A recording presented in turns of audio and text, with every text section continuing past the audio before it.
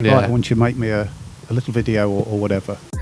Could you do us like a day in the life of a teacher? I spent 1 8-hour shift peeling hard-boiled eggs. Put that myth to bed a little bit. 1 or 2 got a bit nasty and tasty.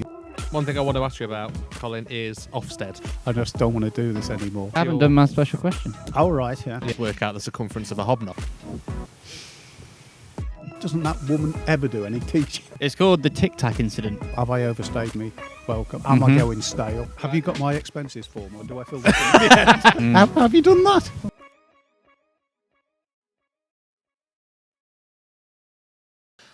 Hello, welcome to episode 5 of the In Brother Words podcast. My name's Tommy. If you've not seen us before, this is my brother Robbie. Thank you for all the support so far. I think we're currently sat on 141 subscribers, so we're edging towards that 150 mark.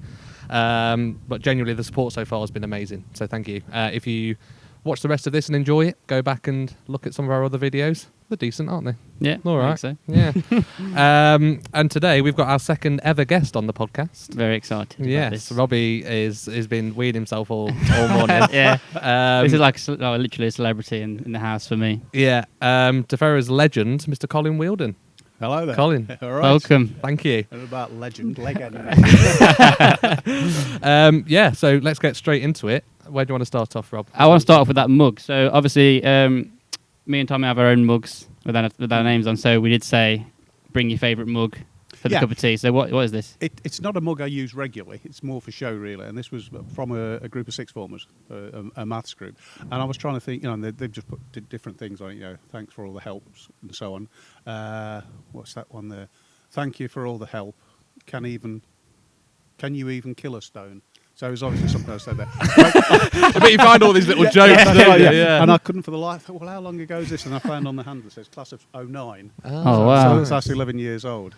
But that's what I was saying here. There's several names on there that I recognise, but I can't put the surnames to. There's Gemma Williams, for instance, I see occasionally, and a couple of others. But that's very nice. It was really nice of them. So, I was petrified because it's very windy. You might see this on the podcast, on the video. It's quite a windy day today. And as soon as you put it down and I saw how sentimental it looked, I thought, that goes off the table. What a start to the podcast. Yeah, it should be fine. No, you do. You keep little things like that, I've also got an action figure of one of the superheroes. We had these group of lads, we used to call them the Mad Lads. Henry Greer, Jack Greer, do they rings a bell. There's 4. Again, I forget how long ago it was now. And they bought us, me, Mr. Tice and Mr. Tompkins, an action figure. Oh, that's nice. Yeah. Brilliant, absolutely brilliant. Yeah. So, you do keep the little things like that, Yeah. which is nice. Yeah. Cool. Let's go into a little bit about your childhood then, Colin. Where were you brought up, and do you have fond memories of childhood? I do have fond memories. I was brought up in Winsell. Oh, you're actually from round here then? Well, the nice end of Winsell. Where's that? Yeah. Top of Bearwood Hill Road. Yeah. We went to Bearwood Hill School. That's our first ever school. We lived in Winsell very briefly when we were younger. Yeah. Yeah, I was born in Bearwood Hill Road and lived there till I left to go to my first teaching job. Parents had, Dad was from Winsell. His father was a caretaker at the local school, and I think he was a brewery worker as well. And then I had a very happy childhood. Went to Joseph Clark. Well, Berry Hedge. Where are we? Paulfield Lane, junior school, infant school, and then Joseph Clark, and then to the grammar school afterwards. So, how old are you? Sorry, that's a rude question. But 66. Oh, okay. I was 66 in May. Yeah. So that was born in '54. So I was able to walk to school every day. And walk home at lunchtime. Yeah. So lots of exercise and so on. Some great memories of school. Yeah. So that would have been like the 60s when you were sort of in secondary school. Would have been like late 60s. Went to the grammar school in '65. Yeah. Which was quite a big thing for our family. We weren't an academic family. Well, I was never an academic sort of thing. It's just the sport as much as anything else. But a lot of my mates went there, and so I'm still in contact with quite a few of those mates That's nice. as well. Do you remember England winning the World Cup? I certainly do. Yeah. Nice. What was that like? So you would have been, 12? Yeah, absolutely wonderful. That's amazing. A guy who was a teacher at school, he was our scoutmaster, who became a close family friend in years to come. He was there, and he told us all the story. They excuse me, him and his mate had built a book of tickets. They got quarterfinals, semi-finals, all the group matches, and they had a wonderful time, So I still remember all that. That was superb. Yeah. I always think imagine had they have won the World Cup in 2018. Like we would have literally been the perfect age to have seen it. Do you know what I mean? Because we were like what, early 20s. Because you can go and get rat arsed. Yeah. Do you know what I mean? Like, yeah, literally. Like, well, I mean, our granddad is what? I doubt Colin went to association.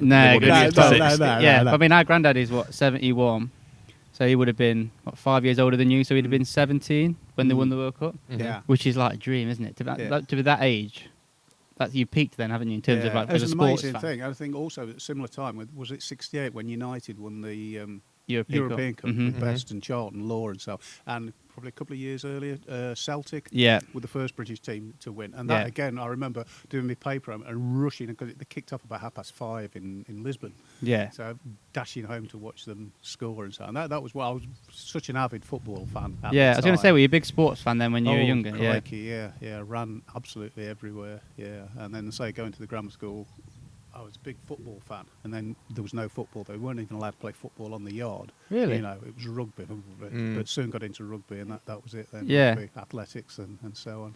Yeah. So how does that work then with like the grammar schools and stuff? Because it's less of a thing now, isn't it? And certainly when we were at school, it wasn't at really. the time, it was selective, so you took the 11 plus. And looking back, you know, we were coached into passing. I think 38 out of our 40 in the class we had in the junior school, 38 of them went to either the boys' grammar school or the girls' high school. So we were coached for that. So it was purely selective on your exams. That's all it was. Was that like similar to like SATs when you're in year 6? Yeah, that sort of thing. Yeah. So again, you train up for them and so on. Lots of practice papers and such. Can you remember what you wanted to be when you were a child? Remember what you aspired to? I think there was two things. One, I wanted to be in the Navy. And why, I don't know. I've no idea. And also I wanted to be a vet. Oh, okay. That's nice. Until I realised that these animals bled and died. Yeah. I didn't want to do that. Yeah. But, and then I think teaching just came along because of the sport.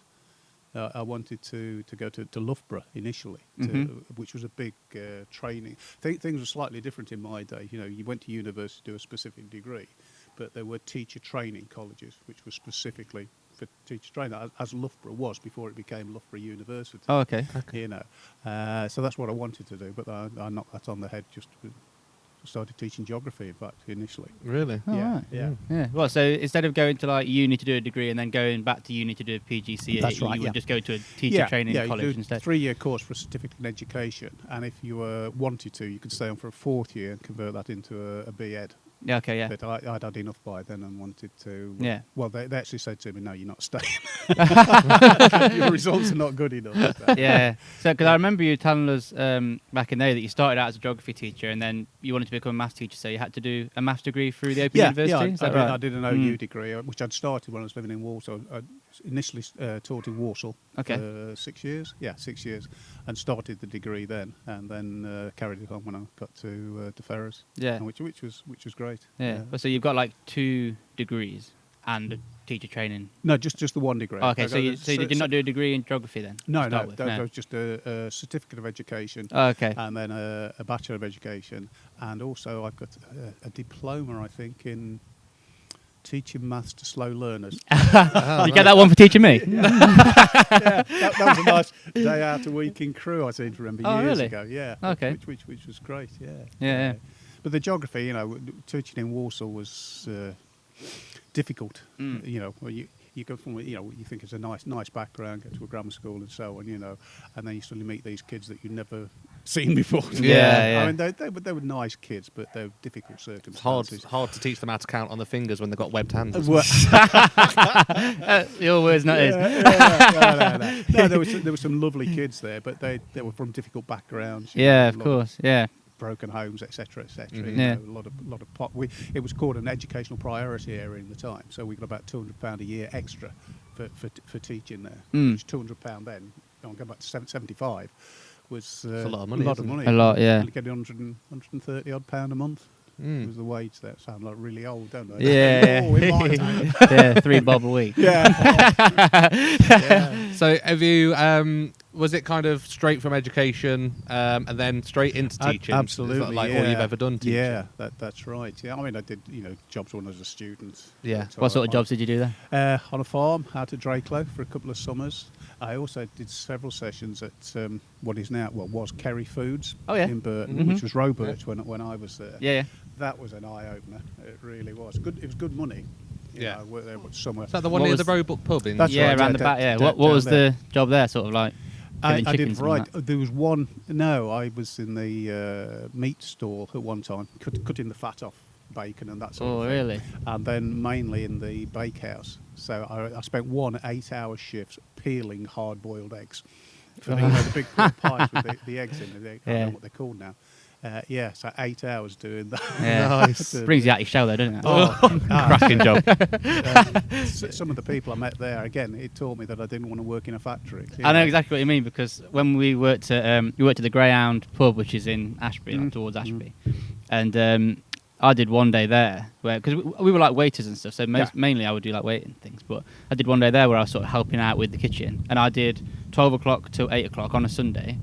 Just all I did was peel carrots for 8 hours straight. Yeah. And I really remember being sort of stood in that corridor doing it, thinking, I need to work hard at school and that. 'Cause I can't do this for a living. Do you know what I mean? So let's get into kind of why a lot of people are going to be tuning into this episode. Your De Ferrers experience. So what year was it? Do you remember? When 81.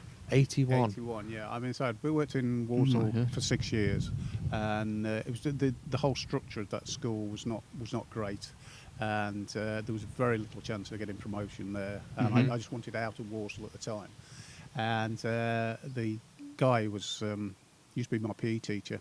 He was then president of the rugby club, and then became a county inspector for PE. So I'd said to him before, if there's any jobs going, Vic, give us a nod, sort of thing. I didn't hear a thing from him. Saw this job advertised, went for it, got an interview, and I got the job then. And I subsequently found out that Vic, my old teacher, was a close friend of the then head of maths at Wolfric. Yeah, I was going to say, was it Wolfric? That's right, Ron Fairbrother. So, and then I saw Vic some time later, and just, we're at the rugby club ball.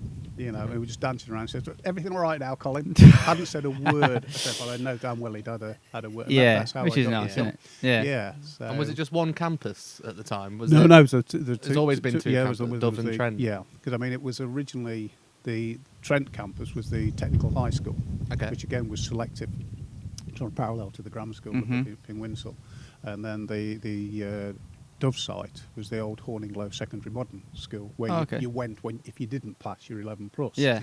I know that was much more. Those sort of schools were very much vocational schools. And then the two merged when everything went comprehensive, sort of thing. Staff merged and so on. Yeah. So it'd been going a few years. I think probably 76 when they amalgamated. I think something around that. Yeah. So had you always taught geography when you were in the one in Walsall, then you moved to do maths? That's right. Yeah, it was geography / humanities, so we're doing a bit of RS, history, geography. It was very, I don't know. Say it, Colin. if you bring your pencil case, you passed. Very, very left wing. So where did the maths sort of come into it for you then? So I'm assuming even before you started teaching geography that you'd done maths to a reasonable level, and that you'd done maths A level, and enjoyed that and so on. And it was the obvious thing to go for, I think. So, because I'd started the OU course in when I was still in Walsall. And so that was going well. So I thought, might as well give maths a shot. Yeah, I find that interesting because, I didn't have you as a teacher till A level, did that AS level. So, it's pretty complex stuff that you're teaching in maths, so it seems to us. So, for that not to be your main thing that you did from the start is quite surprising to me. How did you did you just pick that up straight away? No, not at all. I mean, the first few years I didn't do any. I think when I started at the Wolfric, as it was then, again it was very much seniority. The senior people taught the A level, which hopefully we changed over the years. You want the best people teaching that sort of thing. So that changed, but no, I had to relearn a lot of stuff, particularly when I started teaching A level. Yeah, I really had to, and I think what was useful for me is stuff that I knew that I found difficult when I was learning it myself. I know that the kids, people like yourself, would find challenging as well. And I think that helped my teaching tremendously. Yeah, whereas if you go sort of A-level maths into degree in maths and then back into teaching, you might have had maybe 4 years or so since you've been learning it yourself, whereas you were learning it and then teaching it almost instantly straight away. Absolutely, yeah. You know, again, initially when I started teaching A-level, I suppose I was a couple of steps ahead with a couple of topics that I wasn't too keen on, vectors particularly. never got the hang of vectors. Yeah. What's the sort of like politics like there? Is it quite political sort of environment? Is it sort of quite cliquey and in terms of friendship groups within the faculties and that sort of thing? Yeah, I suppose to a certain extent. Yeah, the maths and English, because you know when league tables came out and so on, we were so important to the school's success. Yeah, you know, but that shouldn't have been at the expense of other subjects as well. You know, geography, history, etc. are all still very important. So. In any organisation, you get little cliques here and there and so on, you know. Yeah. And I think in the maths department, I can honestly say it was always a great department to work in. We had some wonderful. It always staff seemed there. like that. Oh yeah. Yeah. We used to have quite a few social dues. You know, which was always good. I can imagine. Yeah. Can you imagine the maths faculty? like Tyson and Tompkins and all that. Well, Tyson finished last week. Oh, did he? Yeah, we had a Zoom retirement nice. on Tuesday. Yeah. So quite a few people were there, you know, appearing. With his Leicester Tigers top on. Well, Tompkins had got the top on. Oh, really? He said, I'm not going to see this again, so I'll wear it myself. Yeah. Did they know you were coming on here with us? No. You'll have to let them know and send them the link. I will let them know, yeah. And invite him on as well, because I'd love to see like Mr. Tompkins and stuff again. Because he was my form tutor as well at sixth form. I will not rest until it's me and you and the maths department. Oh, right, Tyson, all of them. Jaeger bombs. Yeah. It brings me on quite well, actually. So I do my little... Yeah, Robbie's got a little feature. Got a little feature for you, right? Okay, so I want you to imagine that this, and it's sort of quite apt at the moment with the pandemic and various different things going on, that this world is basically being scrapped. So we're going to start again, right? So we don't need to reproduce any people. We've got some little clone people and everything. But you're in charge, basically, of the new world, right? You and 4 others, okay? So you've got to take 4 people with you. They're going to become the sort of like overlords of the new society. So they're going to sort of set the moral compass, if you like, for the rest of the world going forward, but they have to be past de Ferrers staff. Oh, so who would you go for? So you're 4 people, 4 and people why? to rule the world. With you, along with you. I think I bring Caroline Wakelin. Yeah, all right.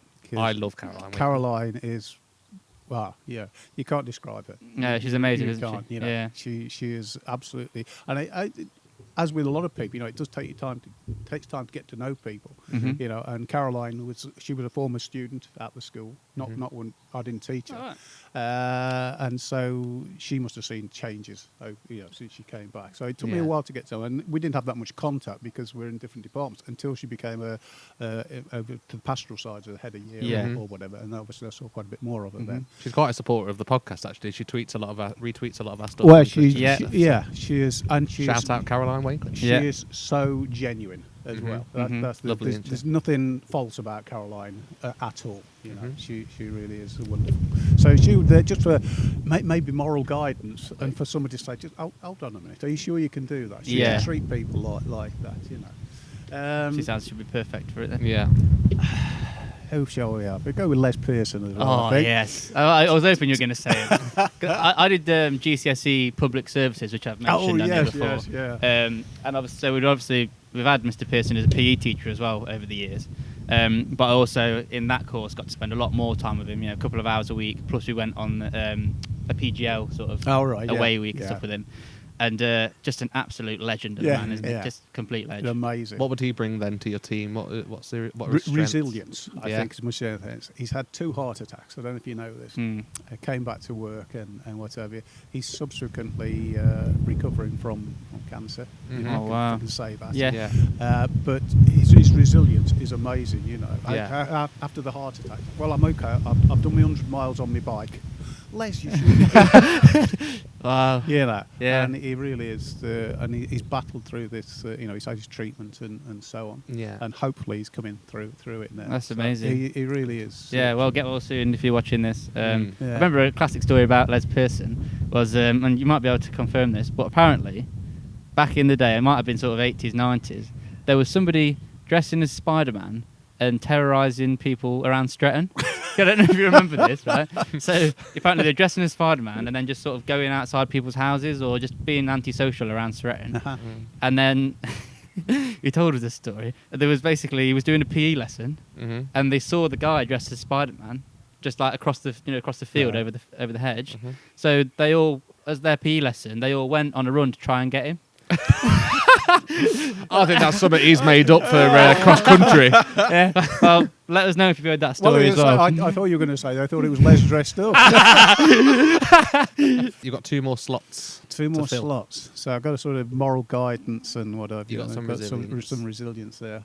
I need some practicality as well, I think. So I don't think Les and Caroline, and I'm not particularly practical. Yeah. So I think we'll bring Ollie Tyson. Oh, yes. Ollie would he would bring a lot to the party. Yeah. Again, he's very practical and very level-headed, I think, as well. Yeah. And he's a problem solver, which a lot of the mathematicians tend to be. I think. I know that from my decision maths modules that I had with him. I used to hate that. I used to hate decision maths. I really did. Yeah, he always said to us on the first day of that, he said, "Look, the rule of this is if you bring a ruler, you'll get an A." Because that's what it is. It's all sort of lines, all that sort of maps and all that sort of stuff. But again, Ollie was unfamiliar with that when he started. But he just knuckled down, got to grips with it, and so on.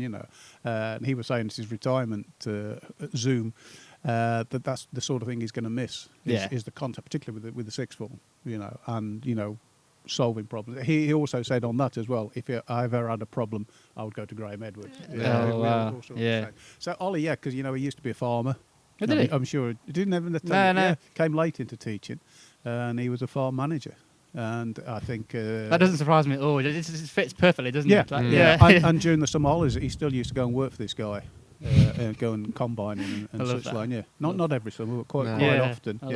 And he's got I think he's still got his allotment. He's a big gardener, lovely flowers in the garden and such like. Yeah. And he's a good cook as well. He's got a lot of stuff going for him. He's all right catch, isn't he? Yeah. So you got 1 more seat to fill. Right, so you got Miss Wakelin, Mr. Pearson, Mr. Tyson. Shaping up to be a great team. I think so. Yeah, I think. Might not need a 4th. I may miss somebody out here somewhere along the line, but maybe take Mrs. Holcoop. Oh, maybe, because she was so good to me. Yeah, she really was.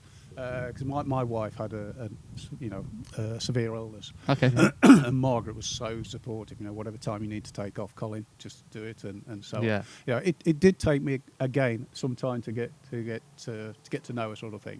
Because I do remember putting my foot in it big time once.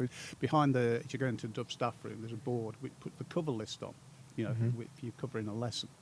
And Margaret, when she first came as deputy head, she didn't teach that much, but she was French German, so she was teaching some stuff, and she was on cover.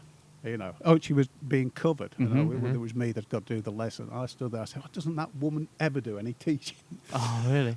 There she is, stood right behind me. So I felt awful. I really did. But no, I got to know Margaret. Again, great organiser, superb, and empathy with the staff. With Margaret, the staff come first. Classic 5 then. So you got yourself as the leader, team leader, and then you got Mrs. Wakelin, Mr. Pearson, Mr. Tyson, and Mrs. Holcoop. Yeah. Which I'm sure everybody who went to the Ferrers will say that's an absolute legendary. If me and you had to add 1 in, who would we? Well, like I say, I feel like you've got everything covered that you need. So then I'd probably just chuck someone in just who I like. So I'm going to stick Mr. Tompkins in there. Yeah. Getting maths heavy now. Maybe. Yeah. But there's a million people I've got. Yeah. Well, this is there's people I've forgotten because just in the maths department, we'd sit there. Who was that girl we had for so long and so on? And we had some great staff who've come and gone. But I think there's an awful lot of staff who stay. People like Tompkins, Tyson, Mrs. Gorman, and so on. They've been there a good while now. Yeah. Craig, as well. Craig came as a newly qualified teacher. And I remember one of the first things we did, first or second year there, we did what was it called now?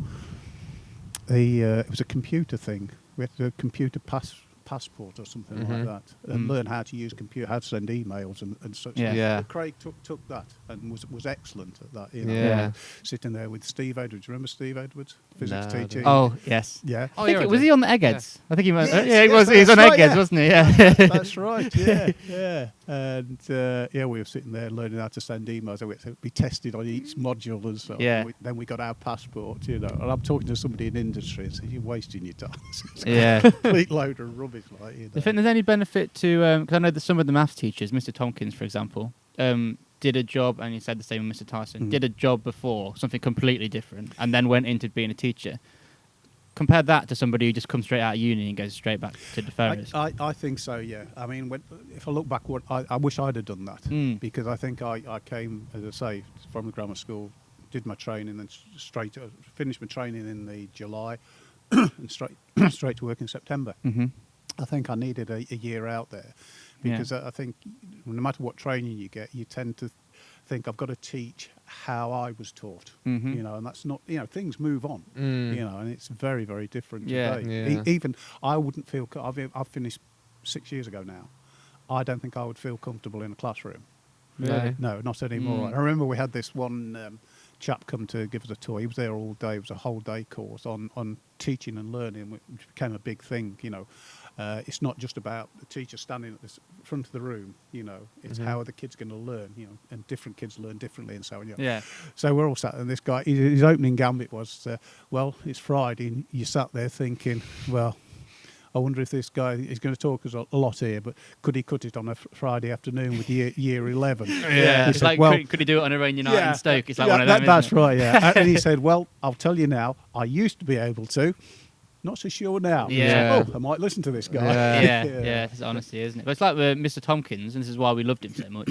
So, like in our like further maths lessons, we used to have he had the graveyard shift, so it was the last 2 periods of a Friday afternoon. Yeah. And he said to us, start of the year, he was like, right, we've got 2 hours to do, so we're going to have 2 hours worth of work every week on this Friday. So he said, if we blitz it in the first hour, let's do an hour and a half rather than 2 hours. Just get your head down, and then for half an hour every Friday afternoon, we'll play a game. And there was this game that he came up with where he chose a letter, or it was a randomly chosen letter, and then he chose 5 topics. So it might be like a footballer, an animal, or whatever, and then you have to pick a thing with that letter. And if you get a unique one, you get more points and all this sort of stuff. Yeah. And because he said, oh, we can play that, and we used to have a biscuit rota. So we used to sit there for the last half an hour of the week eating biscuits, playing this game that he told us about. This is like further maths A level. That's quite serious to be honest to do. Yeah. But because he decided to do that, and we put loads of effort into the work, I think pretty much everybody in that class got like A's or A stars, and like we always got all the work done, and we respected him so much more for that. Yeah, Do you know what I mean? Because he knew that we really wanted to be there at that But time. that goes back to what I said before. Adrian knew you. Yeah, You know, exactly. Maybe with another class he couldn't do that. Yeah. But he knew exactly. And the what big he could question do. in his further maths A level paper was work out the circumference of a hobnob. Yeah. So touch a class really, Adrian. Perfect, yeah, exactly. But yeah, like so many people out of that class. So obviously, I didn't go into a maths. I'm an accountant, but you know, sort of used a maths-based job. You know, like Eddie did, and Brad obviously both did maths at uni, and I really feel like you guys and how you taught us at A level, you know, really inspired us, to be honest, in that way. Particularly with like Eddie and stuff going to uni and doing maths, and I think that we probably wouldn't have done that without you guys at A level. Yeah. Yeah, that's good. Yeah, so I came across a card, again a thank you card from a girl from some years ago. Yeah. And I'd forgotten about that. She went on to do maths. So she did maths and philosophy. It was a strange combination. Maths and philosophy at Keele. And this was, you know, didn't think I could achieve all this. And again, I think I taught her for probably all 5 years, and then 2 years, sixth form as well. Same as us, then. Yeah, Same that with sort me, of then. thing. Yeah. That must be a really nice feeling to know you've really is influenced great. people's lives. It is great, yeah. And I remember at my retirement, that's one of the things I said, you know, never forget the impact you have on these people. Oh, you know. 100%. Yeah. You don't know. And I read, there was a guy, Richard Allen, who is now a maths teacher up in Leeds. It sounds like a blunt Yorkshireman. He was a blunt farmer's lad before, and was Richard. But he sent me something which I read out to my retirement do, when he said, with one of their in-service trains, which teacher had the biggest effect on you? You know, and he said, I suddenly thought, well, it was you, but I never told you. Yeah. You know, and he just explained why and so on. Yeah. And that was really nice. And, you know, you just don't think of it. He never said anything to me. No. You know, he was very quiet in class. But and we said, because that's right, he came to school just for a couple of days. He was thinking of doing a PGCE. And we kept saying, Richard, as a teacher, you've got to be joking, you know. Yeah, he's a successful maths teacher. Wow, really? Yeah, which is great. Nice. Could you do as like a day in the life of a teacher? So like, because you know when you're at school and you're a student, you basically your mind's I want to be outside playing football on the yard, and then in between those bits, and you know going to get a bacon twist from the store at lunchtime. But in between those bits, you have to go to lesson, and then that's it. Like, I want to know what it's like from a teacher's perspective. Like a day of being in a school environment and what time you get there, what it's like in the staff room and all that sort of stuff. Again, different people do different things. I think I was always I'd get there reasonably early. I'd like to, you know, sit and have a cup of coffee before I started. What time would early be? Early for me. Well, used to do quite a few of the early morning sessions. So I'd do a lesson, say, from 8:15 till 9:15. Oh, okay. Yeah, with we did that with the baccalaureate, which we did for a few years. Yeah. And then some of the, you know, the bright kids sort of thing, which we did with that. Other people would have been there for an hour beforehand, you know, and but I was always get off as soon as I'd finished, sort of thing. You know, I didn't hang about. But and I tried to do as much as I could at work rather than take too much home. But I mean, inevitably you do take a lot home with you as well, you know, preparation and so on. My preparation got less and less as I got older, I think. You know, you get, particularly with maths, you know what's going to work with a group, so you know exactly what you're going to do. Yeah. But and this is where the organisational things come in. You've got to have it written down because of Ofsted. You know, okay. You know, what did you do? I've got that written down. I'm going to ask you about that a little bit later. You've got to follow your lesson plan and all this, that, and the other, and so on. I mean, that's something Mike York introduced as well, was splitting the lesson up into different parts. You know, the what do they call the introduction, the main part, and the sort of plenary at the end. Bringing it all together and so. Which again, people of my generation, this is, you know, I've always done it this way. But then you start thinking, well, yeah, that's working quite well. Yeah. You know, you've got to give it a chance, sort of thing. But yeah, I was fortunate. I think one of the things at De Ferrers as well, you got this travelling, which was always between sites. Travelling between sites, when sometimes you just hadn't got time to do it, and that was one of the challenges when I was doing the timetable. You know, you get be given this, I don't know, maybe late March, early April time, you draft timetable. So you've got certain slots, and you've got to start putting people in, and so things like the year 11, 10. Sixth form slots would be already filled in, you know, and then you've got to staff them. But then you've got to move all the other things around, and you suddenly realise, well, I've got Kerry, she's going to have to travel 6 breaks. You can't have that sort of thing, and all that sort of thing. So travelling for some people was phenomenal. Yeah, it I really can imagine. was. Other people were static in one place, you know. I remember bringing this up with Mike York, and he said, we can sort that easily, you know. You just teach on one campus. But very few people wanted to do that. Yeah. You know, you wanted the experience of the across the board with everybody, sort of thing. So you're getting in, you go into the staff room, the teachers are all psyching themselves up. Yeah. I Psyching imagine, each other up, slapping each other. Come on, you can do this. Not all teachers have forms, did they? That's right. Yeah. So I take it during that time would be where you'd go to your classroom that you know you've got your first lesson set up, prepared to go. Did you have a form? Did you have a form? Yeah. Yeah, I always had a form. So would it work that your first lesson was in the room that your form was in? Not necessarily, no. No. I mean, I was fortunate in that when the last few years, my form room was the main maths room. Yeah. Just next to the staff room. Yeah, that's good. I did make sure I was in that room. Yeah. So that was okay. But no, I was here, there, and everywhere as well. And then sometimes, you know, you've got to travel as soon as you've registered and off you go. So but I always liked having a form. Always had a form. So then during lunchtime, did you take a lunch? Did you have? Usually I used to take my own lunch. Yeah. And do all the teachers go to the staff room, or no? It did. Get some sit in the car because they can't stand each other. It varies. Some people would sit in the staff. A lot of people go to the staff room, but then some people, again, when the lunch hour was cut down, some people just hadn't got time if they've got to Yeah. travel across and they've got to go halfway around the school again, so they'd be grabbing a sandwich or sitting in their room having a to go and sandwich. sit in the next room and eat in there. Yeah. What about so- yard duty? Was that like a nightmare, or did you enjoy doing that?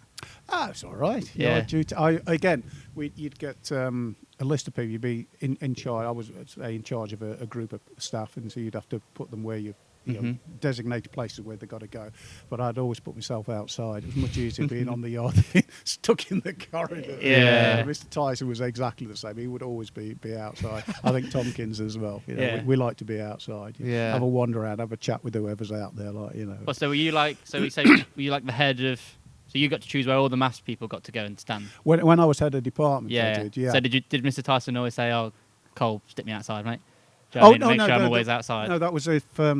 No, that's with the what do you call it? Duty risk. Oh, duty okay, roster. Yeah. The duty teams would go up with one person being in charge of them. Okay, yeah. Which changed from year on year. Oh, okay, There'd be yeah. a mixture of staff, not just in the department. Yeah. I would say, right, I've got these 10 people. Blah blah. I know that they'll want to go outside. He's better in the corridor. Et cetera, that sort of thing. And if people didn't like it, they'd come and say, "Can you say, yeah, I'll change you over?" And whatever. Again, you'd be be flexible, sort of thing. Remember anything big happening like whilst you were on yard duty? Any sort of anything kick off like a fight or anything like that, and you have to deal with it, or do you just? We didn't get. I mean, in the early days, there used to be quite a few fights here and there. One or two got a bit nasty and tasty, But you've got to be so careful nowadays, wading in there and pulling people apart, But equally, you can't let them knock 7 bells. Yeah, start taking bets. And stuff like yeah.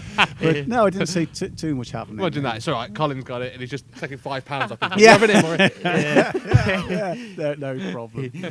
So would you have a lesson all 5 periods every day, or would you have like? No, you breaks depending on your role in school, you would have guaranteed so many lessons. So I think in your first year of teaching, you'd only have a certain percentage, maybe 80% timetable, and that would increase after that. Yeah. As a head of department, I had an allocation of, I can't remember how many periods a day, were there 5 a day? 5 a day. So Yeah. 25. I think my probably allocation was 18. Yeah. So okay. I that would be At my least one a day average. that would be my yeah. full allocation. Yeah. That's good, Whereas yeah. somebody else would have 20, 22. and Yeah, this sort of Then thing. in his free, he's like us in sixth form. He goes in the staff room and like plays on GarageBand and that. On Yeah. his iPad. That's right. Yeah. Yeah, remember darts Plays night? darts, we used to yeah. play darts night on our iPads. That Yeah. was the best thing about it, was all Yeah. getting iPads that time. Yeah. Everybody suddenly like Well, that learned how was- to play curling and stuff like Yeah, that. moving slightly off the day in the life thing. One thing I wanted to ask you about is how did that like introduction of iPads and everything affect your role? Was it quite daunting at first? I know Mr. Hughes had a big part in it, didn't he? Absolutely. Oh yeah, Greg Hughes. Yeah, Yeah. it was for me. It was incredibly daunting, and for people like Ollie as well. And just the whiteboard initially. The interactive one. The interactive. Oh, when you had white- to calibrate in that. calibrated it in the corners and stuff. Yeah, Absolutely. But you don't yeah, miss that, Yeah. yeah. So I mean, it was very, very new and quite daunting. Because I mean, I think me and Ollie kept saying, the best resource you've got is up here. Mhm. You're Yeah. thinking on your feet and so on. We didn't like being prescribed. This is how you must do it. Yeah. Which is what it tended to be. But I must say, they were amazing, particularly for doing homework and such like. Like Dropbox and all that sort of stuff. We used that Oh, quite a Because bit, yeah. didn't we? my dog ate my iPad doesn't quite No, doesn't land, does it? No. Yeah. And in fact, I've still got my iPad. That I bought it when I left, so God knows, but it's packed in eventually. Yeah. The thing is, I can't get into it now because it was set up with my Ferrers Ferrers email and stuff. email or Yeah, something, yeah. which doesn't exist anymore. Yeah, of so course. Apple won't let me. Oh, into, no. I mean, it Yeah. was about knackered anyway. Yeah. So, but yes, it was a major thing, and a lot of training. So I'm going to stop because I need a quick wee. Okay, Sorry. yeah. Tea? Yes, I'll Yeah, we'll have a Yeah, quick we'll pause. have a Yeah. check everything's still running. do with a wee myself actually. Go on. Okay. One thing I want to ask you about, Colin, is Ofsted. I'm sure that's a word that goes straight through you as a teacher. Yeah. Tell us.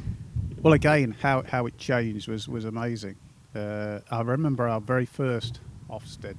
I don't know what year it would be, but it was when Mr. Sluicer was. Remember Mr. Sluicer? No. I remember the name. Yeah, I don't remember what he looked like. John was head of maths at the time, and he was a brilliant practitioner. He really was. In the classroom, second to none sort of thing. Yeah. And he got us because it was very different in those days, you know, and you'd got loads of people coming and you didn't know how many times you're going to be seen, this, that and the other, whereas now it's just a light touch. They come in for a day, 2 days maybe, or whatever. And John had got it so that these are all the different types of lesson. We want an investigation, we want this, that and the other. We want someone to do something on fractions. So it's, I'll do that, this, that and the other, you know. And so we'd all got that. And you just did not know who was going to come into your classroom. Okay. And they would just wander in and sit down. Didn't know how long they were going to stay for or anything and so on, you know. And then you'd get an individual crit, what they thought of your lesson, whether it was good, poor or whatever. And you know, you try to think, well, I'm not going to get worked up about this, but you do. Yeah. And it's very stressful. Do you know they're coming? Do you get prior warning? You did then. We used to get about, I think initially, maybe 3 weeks notice. It's quite a while, isn't it? That? Absolutely, yeah. And we kept saying this is ridiculous because you just get everything sorted. You know, you tell the kids to behave yourself. And I'm sure I did it with one group. I actually did the lesson, my Ofsted lesson with them. I said, and this is what we're going to do next like the week. practice, yeah. Really. And so you make out you've never seen it before. You know, and again, you pick your classes, what you do with that. But I remember again that first one. I got the further mathematicians. I got 4 of them. We used to have some old mobiles on Trent over by, I can't remember where they were now. You know, one end of the playground anyway. Yeah. So I was stuck out there in this mobile with 4 or 5 further mathematicians doing stats with them, you know, the A-level stats. Yeah. And I'd been seen in the morning, so I was relaxed now. That wasn't it, you know. So I hadn't got this lesson very well prepared, you know, chatting and what have you. Yeah. But you know, suddenly see the inspector walking across the, we'll do such and such. You've never seen this before, you know. Yeah. You have to do that. And then it just changed. I went through several, whereas you needed all your lessons really well prepared and so on, and then they gave you less and less notice of when they're going to come in and so on. And it got that, like people like Nick Holmes, remember Nick? Yeah. Nick was in charge of teaching and learning. And so he was in charge of observations. We had to be observed regularly as ordinary teachers. And they would then come in, and Nick would say, this is what I reckon, you know, 70% of our lessons are good or better. Yeah. And Ofsted would come in, observe a few lessons with him to see if their figures match. Yeah. You know, so it changed absolutely totally. It really did. And, you know, a lot of the time they told you what you knew anyway. You know what's good, you know what needs improving, and so on. But it is a very stressful time, it really is. But nowadays, it's particularly if you've been outstanding, then you just get what they call a light touch, I think. Yeah. I'm assuming this now because, again, I've not looked into it. I only go from what my daughter teaches or what she tells me now. But it did change education, I think, quite significantly, you know. But you never felt as if Ofsted were on your side because of some of the remarks of the previous heads of Ofsted, you know, whereas it should have been as something to help you. More of a guidance. It was never seen as that. It was seen as how can we criticise and so, rightly or wrongly. Yeah. But it's a shame, though, isn't it? Yeah, but once you got through it, such a relief. Big piss up after it. Waiting for the blue smoke to go. You know, yeah. How are we doing? Well, I think we've got good, but not outstanding. Oh, damn right. Sort of thing. How much weight was put on that? Like, it must be outstanding, or is like good kind of acceptable, or? It's like anything. You want to be told you're good, don't you? Yeah. You know? And if you're told you're outstanding, that's even better. And I think Mike York was more obsessed with it than many. You know, he wanted to be seen because you know it reflects on the leadership as well. Of course, yeah. You know, and we've had very strong leadership in the past. All the time I've been there, there's been strong leadership, which is what you've got to have. Yeah. You know, you really have. You know, and as I say, people like Margaret Hulk, you know, it's lovely. She is a very strong leader as well. You know, so yeah, it was stressful. So, what's your memories of us at school? Can you remember us? Remember the first time you saw us and that sort of thing? Yeah, I remember you in year 7. Yeah. Yeah. And again, I can't remember all the kids sort of thing, you know, but it's amazing when you do see kids growing up, and more so I think if you teach them in year 7, then you don't pick them up again till the 6th form. You know, it's the same person. Yeah, you know, I said would never make a mathematician or whatever. Yeah, so it's it's. I can't remember that many names from your group. I don't think. I mean, I was looking at the photograph from the ball the other day because there was the further mathematicians, and there was one. Oh, Rob, who's on it now. There's one there. Yeah. And I couldn't pick all the names there. Yeah. Well, I have to jog your memory on some of the names because there's quite a big story in our friendship group that happened during one of your lessons, and I'm pretty sure you won't remember this, but I've got to bring it up because my friends will say, if you don't remember Stiffy Tocky, I can't believe you didn't ask me.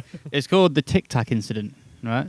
Oh, and I don't know if you remember this or not. I do remember that. But you do remember it? Vaguely, yes. Okay, so nobody would own up to something. Correct, and still to this day, no one's owned up to it. So I'm going to say right now on this podcast, this is the time to come forward, whoever you are, because it's over now. Do you know what I mean? It's been a long time. So I was sat at the back right of the room, me and Eddie Freeman. So the only person I can tell you for an absolute fact it wasn't is me, Eddie, and Harry, who was the Harry Williams. Yeah, Harry Williams was the victim of this crime. Yeah. So what happened was he was sat right at the front left corner of the room, right next to your desk, if you remember, and someone launched a Tic Tac off the back of his head, right? And no one owned up to it, and there was a black cloud over our class then for years after because no one owned up to it. Would it be year Green 8? and orange. Was that? I think it might have been year 8. So there's, like we had Jossie in our class, Kez Hussein. These are all potential suspects in my eyes. Come forward and clear your name. But there's one guy who we pretty much all think it was. Do you remember Grady Brooks? Shout out if you're listening as well. Grady, no, that name doesn't ring a bell. He emigrated to, I think, Canada or America or something, like within about 6 months or a year after this. And Guilt. I think it was through guilt.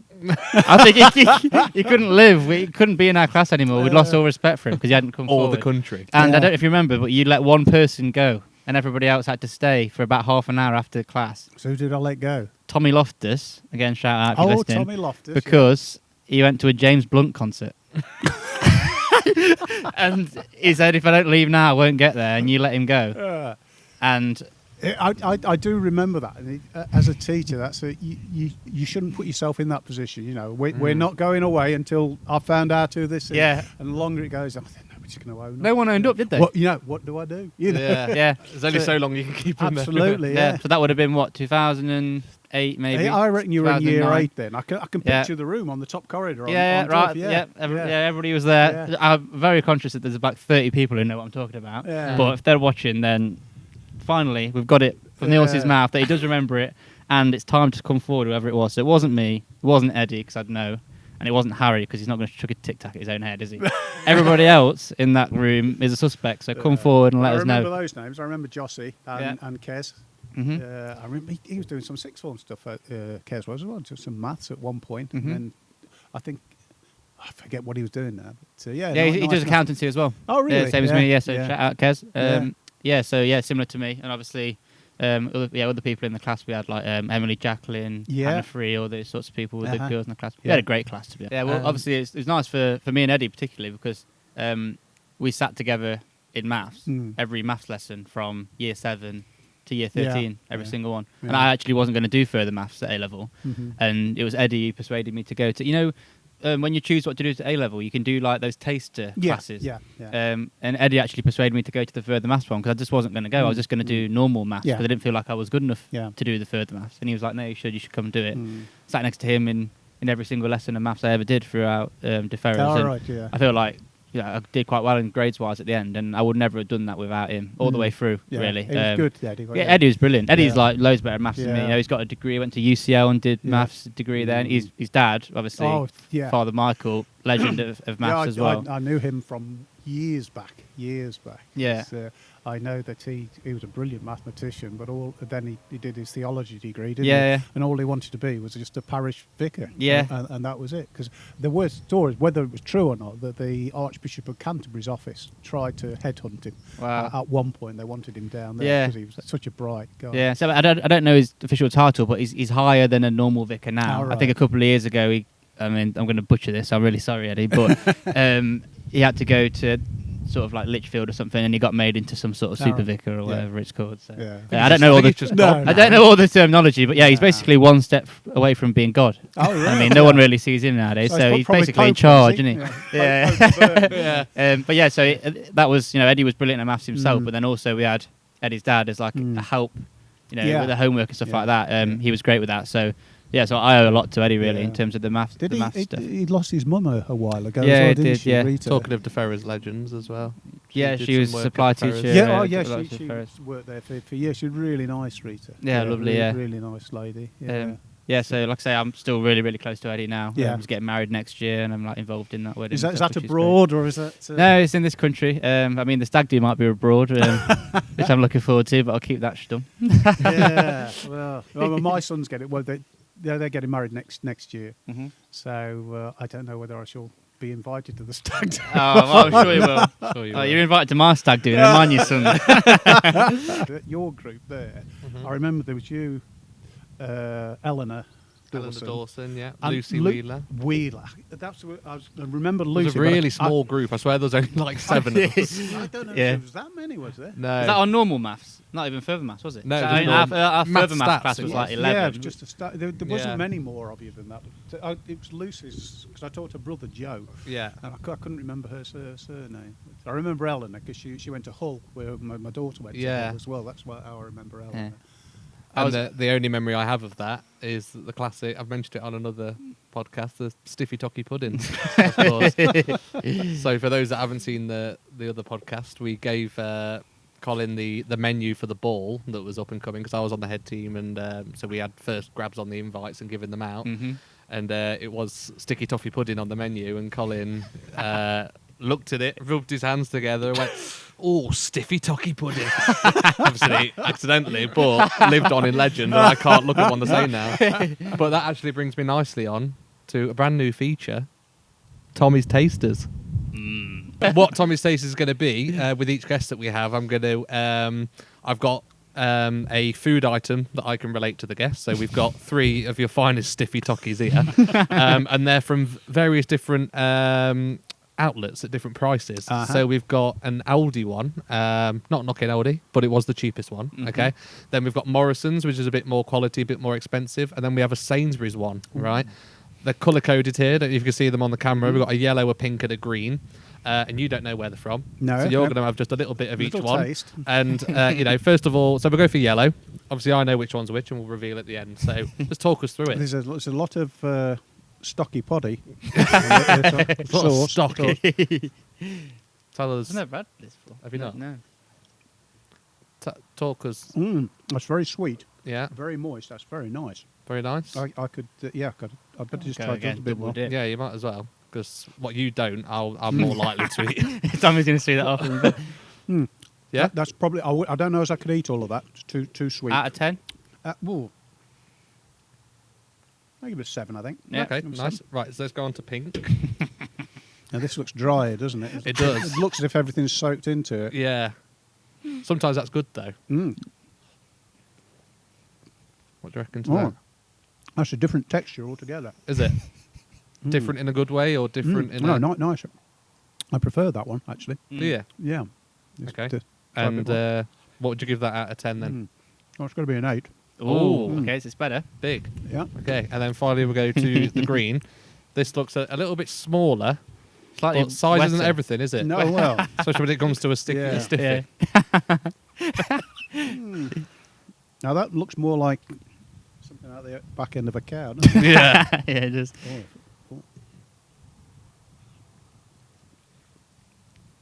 Oh no. No. No, that's too. That's all soggy at the top. Yeah. Yeah. No, It no, that has come out Take the it. back end of the cow. Take it away. Doesn't do a lot for you, that one. That's a 3. Really? Okay, so if you had to guess then, which was the most expensive and which was the cheapest? So let's go cheapest first. I think that is probably the cheapest, Yeah, That's because it what I'm tasted agreeing with. nasty. and that's the most expensive. But you Yellow. like But you that's like my the pink favourite. one. Okay. So you're going yellow, most expensive for Sainsbury's. You're going pink middle, And green. and the green one last. Yeah. Well, I can tell you that the cheapest was your Aldi one, which was the yellow Oh, one. right. Oh, Yeah. The next one up, Morrison's, was the pink one, and the one that you hated Was the Sainsbury's was the most expensive Really? one, the green one. There Yeah. you go. So it just goes to show it doesn't matter, how expensive your stiffy tocky is. No, It's all no. about the texture. Yeah. And the Well, size of I'm a it. Lidl shopper anyway. Oh yeah. Really? Well, I say Lidl. During lockdown, I used to do the shopping on a Thursday. Mhm. So I'd nip into Lidl, and then there's a Tesco, and this is your Toxeter, Mhm. straight opposite. So do both of them sort of thing. But then golf opened up again, so I'm playing golf on a Thursday morning. So my wife Your said, wife's "What am I job gonna now." do?" Yeah. So she went to Waitrose, and has been there ever since. Yeah.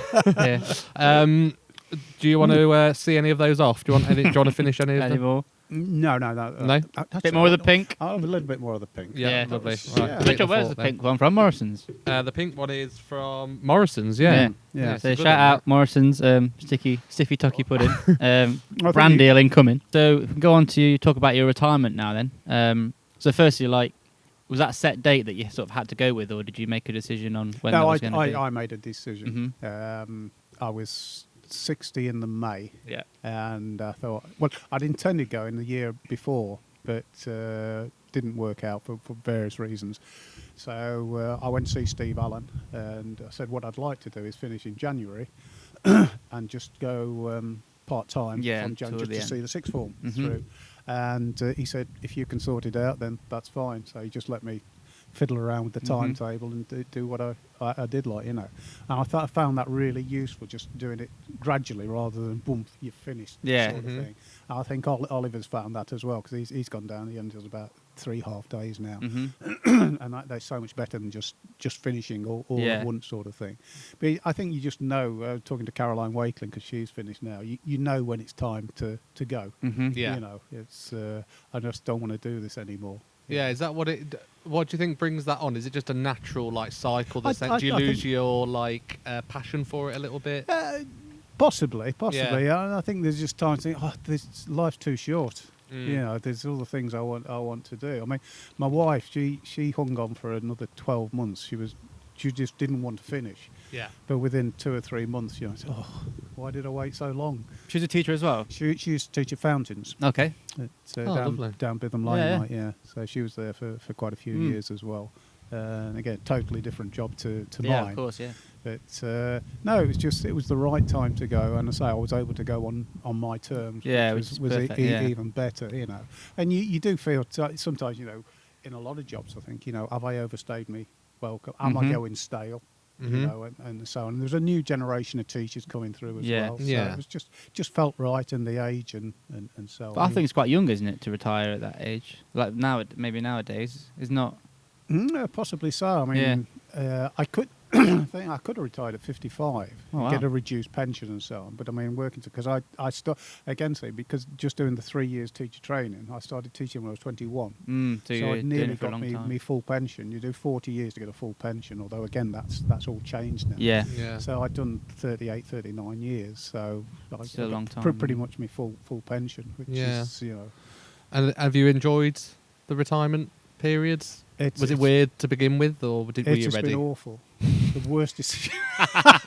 It's been great. I loved every minute of it. Yeah. Yeah, we both do. Yeah, absolutely. Do a bit of travelling and do what we want when we want and so on. It's great. And I've had a couple of offers to go back to do a bit here and there. Yeah. Thought about it for about two seconds. Yeah, No, thank you. no. Yeah. Yeah. Just thinking about you relaxing and stuff, it made me think of a question that I wanted to ask earlier. That it's like a common thing about the 6 weeks holidays and the amount of holidays teachers get, and put that myth to bed a little bit. Like, what is the six? Is it amazing? Is it an amazing perk of a teaching Yes. job? Yeah. Absolutely. Yeah. Fine, we've got it on record Yeah. now. 13 weeks paid holiday. Yeah, of course it is. Wow. Yeah. I used to. I mean, a lot of people do more work in this than the holidays than I used to do. I mean, Yeah. summer holidays, I tended to do next to nothing until the last week of the holidays. I'll be perfectly honest. Whereas I know other people would Well, go. most of the kids with the homework, isn't it? You don't do Yeah. anything until you Other people would go in for the first week of the holiday and tidy things up, and I might go in for a day or two, sort of thing. Uh-huh. But I would just try and get away from it. And we got towards the end that we'd go on holiday virtually straight away Mm. to crash out, go and lie on a beach somewhere, Yeah. just for a week to crash out and get it all back again, sort of thing. But, Amazing. Well, we did this with our last guest as well. It's called Guestions. Okay, yeah, so questions. yeah, so we've got 5 questions. Is it 5 and then Yeah. So we've got 5 questions. that we're going to ask to every guest we're going to have on. So it's the same ones we asked last time. And then we've got one little special question at the end, which is like a pun on your name. Oh. So last time we had Mark Bolton, and his was Mark's Bolt-ons. So it it was was about we his asked him phone what tariff stuff. he had and stuff. Yeah. So I'm furloughed. I've got a lot of time on my hands. So first question: you familiar with the meal deal? So if you go, like you get sandwich, crisps, drink. Oh, right, yeah. Yeah. What's your go-to? What's your go-to sandwich? Go-to crisps and go-to drink.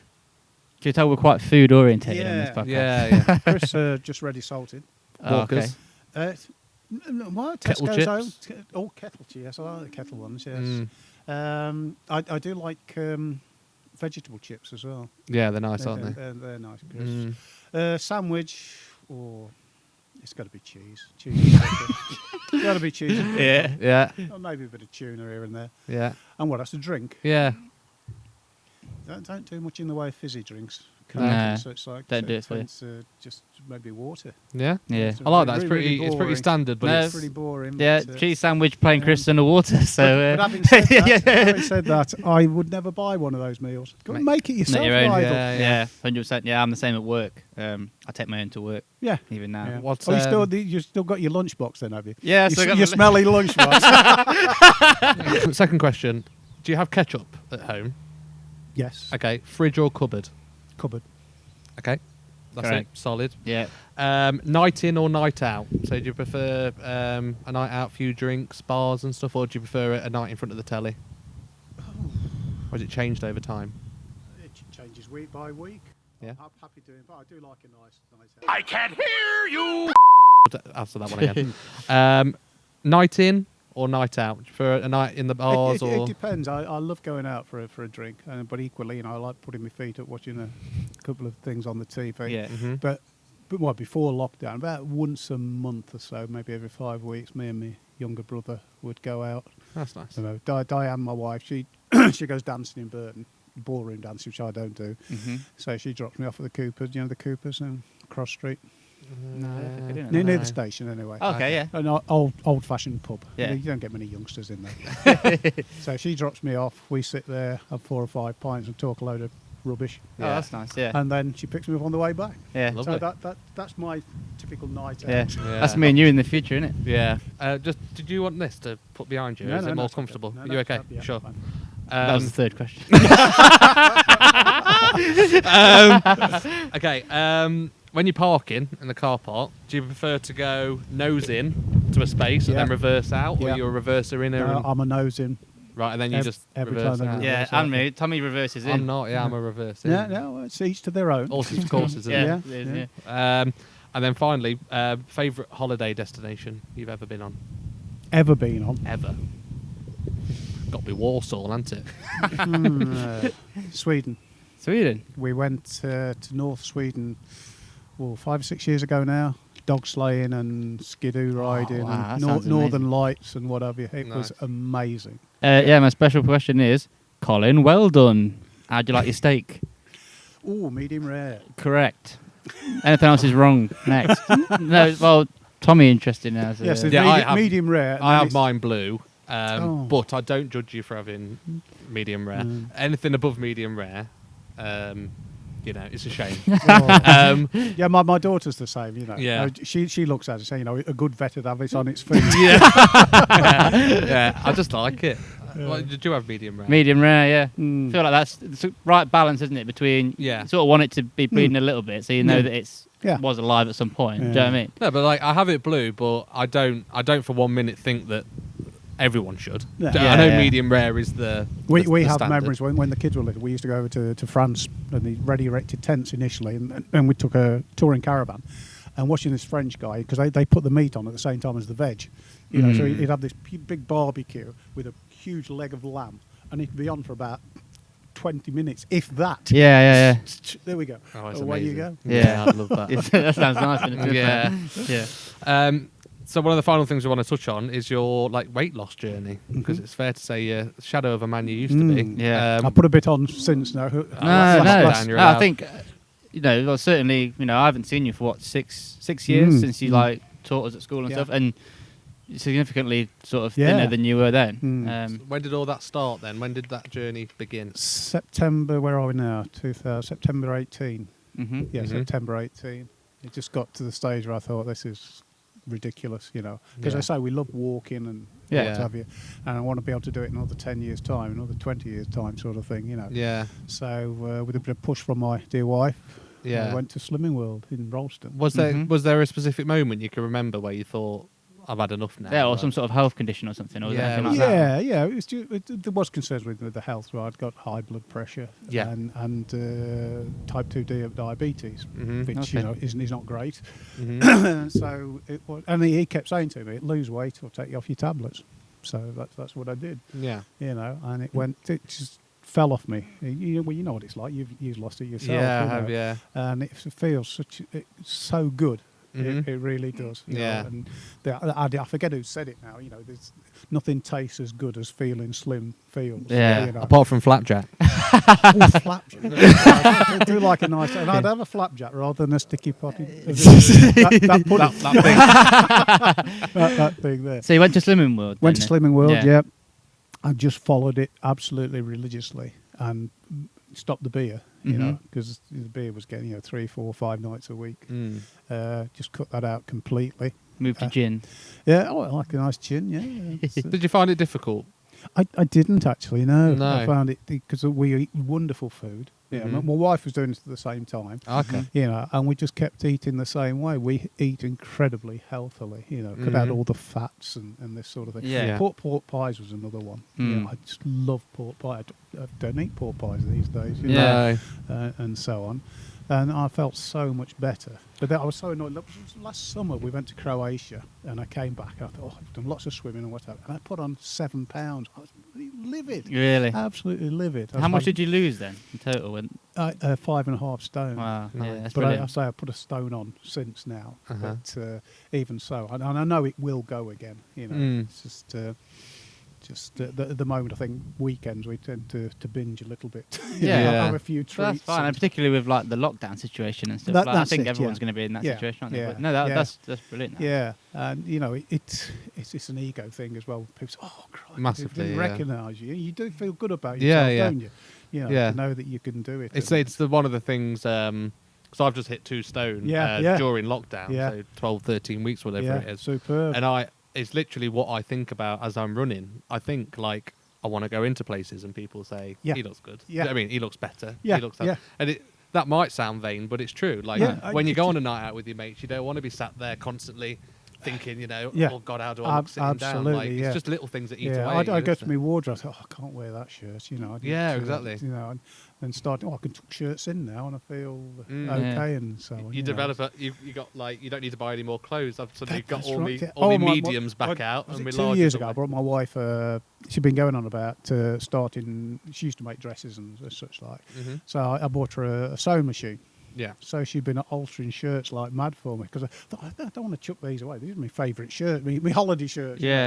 She started taking them in and cutting them out and so on, rather than go and buy a new wardrobe. So how quickly did you lose it then? So the 5.5 stone, but in over the course that was from September 18 till March of last year. No, it was only about 6 months. It was relatively quick. Oh really? September 18 to March 19.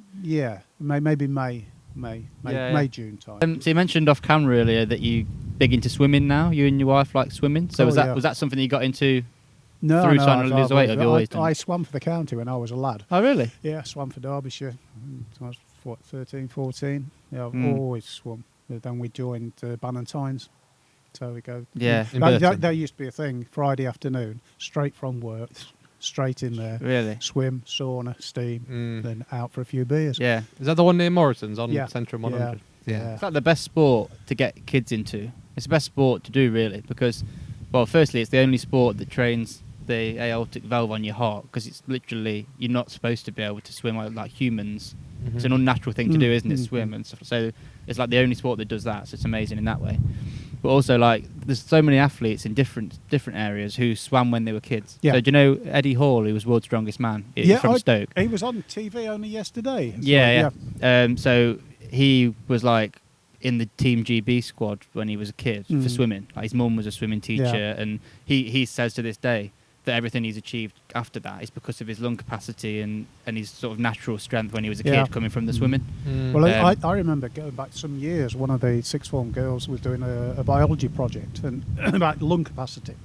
And she wanted at the time I was a smoker, and she said, I want to test your lung capacity. So she said, are you sure you smoke?